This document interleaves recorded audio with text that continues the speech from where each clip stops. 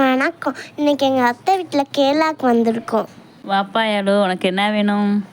Chicken அத்தை எனக்கு என்ன வேணும்? என்னோட தம்பிக்கு சிக்கன் 65 வேணுமா? அத்தையோட ஸ்டைலில் சிக்கன் 65 செஞ்சு தரேன். சரி இந்த வீடியோ ஃபுல்லாக பாருங்கள். இன்றைக்கி நம்ம சிக்கன் 65 தான் பார்க்க போகிறோம்.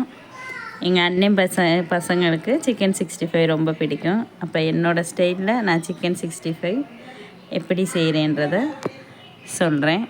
நீங்களும் ட்ரை பண்ணி பாருங்கள். உங்களுக்கு பிடிச்சிருந்தா செஞ்சு பார்த்து கமெண்ட் பண்ணுங்கள். இப்போ நான் சிக்கன் லெக் பீஸ் எடுத்திருக்கேன்.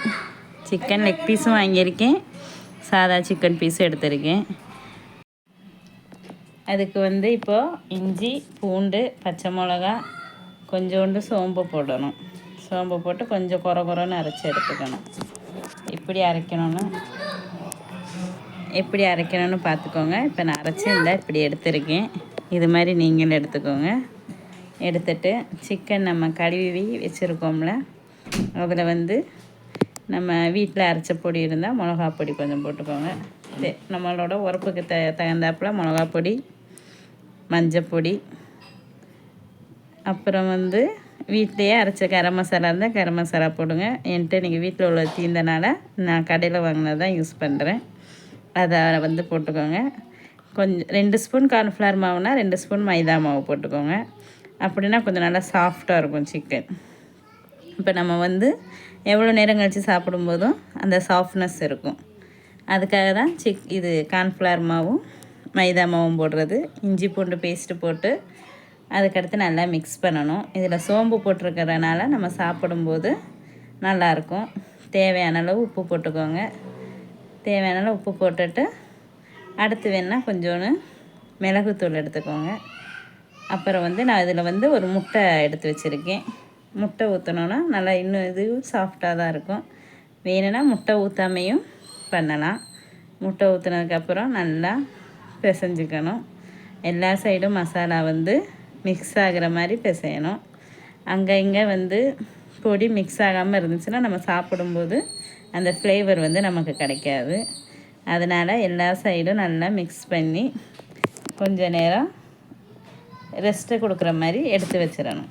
இப்போ ஃபஸ்ட்டு அதாவது எல்லா சிக்கன் லெக் பீஸை தான் கீரல் மாதிரி போட்டுக்கணும். கீரல் போட்டதுக்கப்புறம் நீங்கள் மிக்ஸ் பண்ணிங்கன்னா அந்த சிக்கன் உள்ளெல்லாம் மசாலா கரெக்டாக வந்துடும்.